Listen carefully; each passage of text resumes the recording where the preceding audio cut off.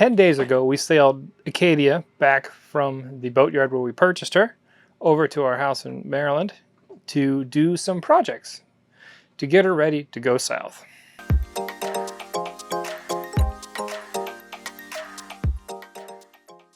Honestly, it's been a whirlwind and a bit stressful because we had so much to do in just 10 days to get us going so we could meet up with our friends and continue south before the weather gets like even colder than it is now. Obviously, we still got some little things to do here and there, but we were able to knock out most of the big projects we needed to do before we dropped the lines.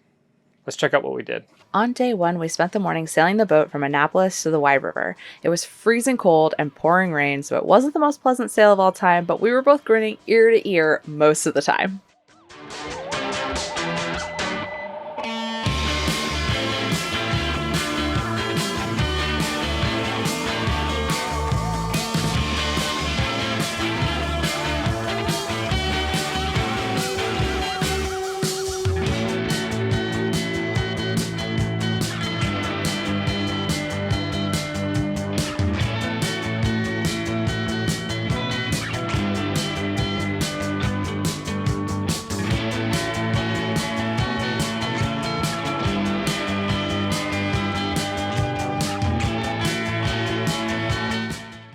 Once we were back at the house, we had to remake our project board so we could keep track of everything in one place. We also emptied every locker and sorted through the stuff that the previous owner left.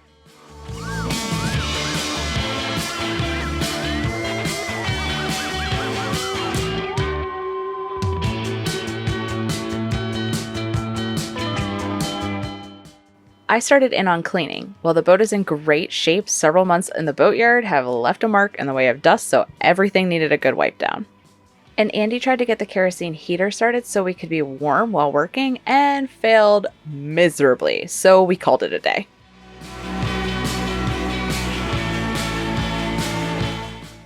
Day 2 started with Andy spending most of the morning winterizing Ecola because she'll be staying here in Maryland. Back in August, we bought a 55-pound mantis anchor as a hurricane anchor for Ecola. Turns out this is the perfect size for Acadia, so we swapped the CQR Acadia came with for this beauty.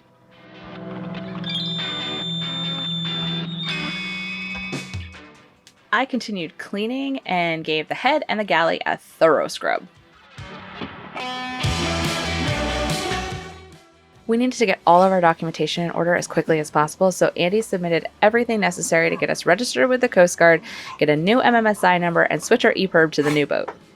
So it's like 37 degrees outside, and so that changes our morning plans just a bit. Priority numero uno is to get the kerosene heater working. Yesterday was scary. So Andy's reading the manual right now. It's like written in this like passive aggressive tone. It's hysterical.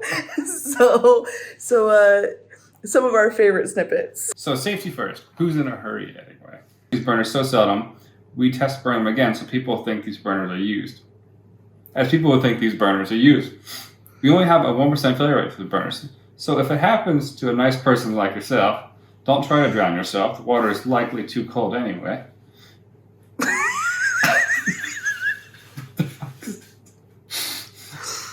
But get a replacement burner from your dealer or from us, naturally, at no charge. We did eventually get it working. We also moved the hypervent from under our mattress on Ecola to Acadia and cut it to size. We stripped Ecola of all her sails and canvas for winter storage, and Andy climbed the mast to grab the radar so we can eventually install it on Acadia.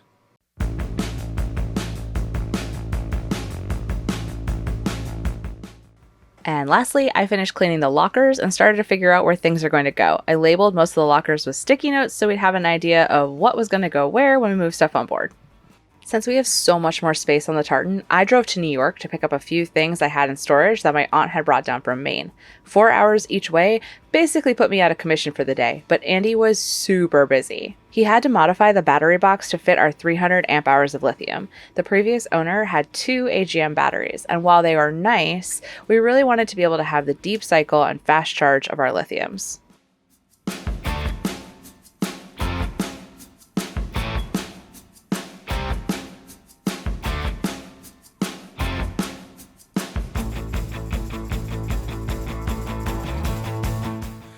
So I brought over our Vesper and the splitter. And I'm going to mount them inside this little cabinet on some screw holes that suspiciously line up perfectly.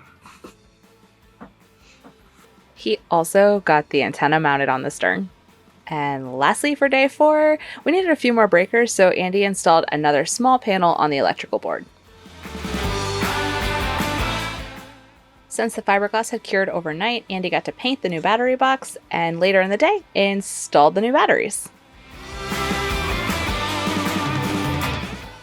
We have plenty of hanging storage on Acadia, so we decided to convert one of the hanging lockers into a shelf unit. So Andy went through, cut up shelves, and I varnished them before installing them back in the locker. The old head hoses were cracked and also not great quality, so Andy quickly switched them out for the same quality ones we have on Nicola and installed a new macerator pump.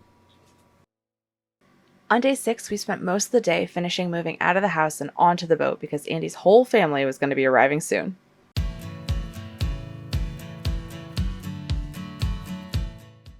We did manage to finish one small project of cutting the new quarter berth mattress. Andy got our Ingle freezer wired up on day 7. And we also got Acadia's name and hailing port on.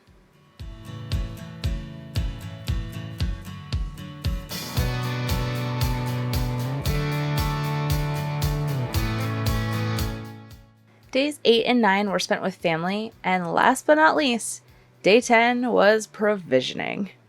This was a huge shop as we have our camper van here in Maryland, so it makes it super easy to get a lot of heavy canned and dry goods. This took almost the whole day to shop for and put away because I had to figure out where everything was going to go and the best way to store it in those locations. It's a work in progress, but hopefully I'll have it figured out by the time I have to do our big provisioning run for the Bahamas in the winter.